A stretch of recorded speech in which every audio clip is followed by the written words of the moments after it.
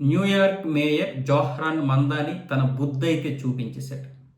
భారతదేశానికి చెందినటువంటి వాళ్ళ అమ్మగారు మన దేశానికి చెందినటువంటి వారే, సినీ దర్శకురాలు కూడా.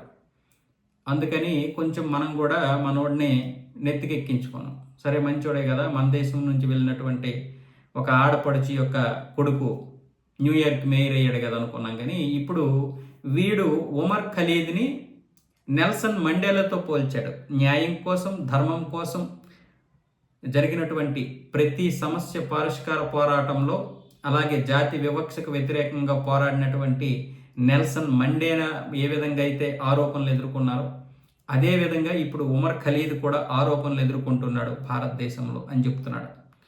ఈ ఉమర్ ఖలీద్ అనేవాడు 53 మంది చావుకి కారణమయ్యాడు 2020లో జరిగినటువంటి అల్లర్ల కేసులు, ఢిల్లీలో జరిగిన అల్లర్ల కేసులు. ఇలాంటి ఉగ్రవాదిని వీడు నెల్సన్ మండేలాతో పోలుస్తున్నాడు. ఎక్కడ అంటే మండేలా గ్లోబల్ లీడర్షిప్ ఫోరం న్యూయార్క్లో మండేలా వారసత్వంపై నిర్వహించినటువంటి కార్యక్రమంలో పాల్గొని ఈ పనికిమాలిన వ్యాఖ్యలు చేశాడు.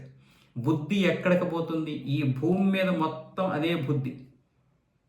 ఎవడైనా నెల్సన్ మండేలాతో పోలుస్తాడా? ఎప్పుడు పోల్చాలి నువ్వు? నిజంగా కోర్టులు వాడిని నిర్దోషిగా ప్రకటించిన తర్వాత, నిర్దోషి అని చెప్పిన తర్వాత అప్పుడు నువ్వు నెల్సన్ మండేలాతో పోల్చాలి.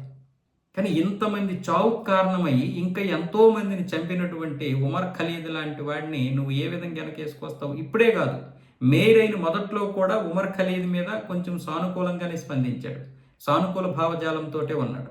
ఎందుకంటే ఉమర్ ఖలీద్ అలాగే మిగతా వాళ్ళు ఎవరైతే అభియోగం ఎదుర్కొంటున్నారో వీళ్ళందరూ నిర్దోషులే, వాళ్ళు నిర్దోషులుగా వస్తారనే నమ్మకం కూడా నాకు ఉందని చెప్పాడు. అంటే వీళ్ళు నిజంగా 100 మందిని 1000 మందిని చంపేసినా సరే వీళ్ళ మనస్తత్వం అంతే. వాళ్ళు ఒక పోరాటం చేశారు, స్వతంత్ర సమరయోధులు. వాళ్ళు దేశం కోసం, అంటే వాళ్ళ దీనికోసం పోరాటం చేసినటువంటి యోధులు.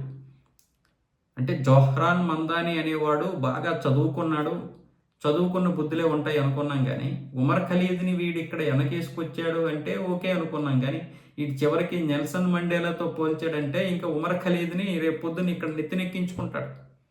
భారతదేశానికి ఎంత వ్యతిరేకంగా ఉన్నారో చూడండి వీళ్ళు. కానీ భారతదేశానికి మాత్రమే కాదు, ఉగ్రవాదానికి వీళ్ళు సపోర్ట్ చేస్తున్నారు.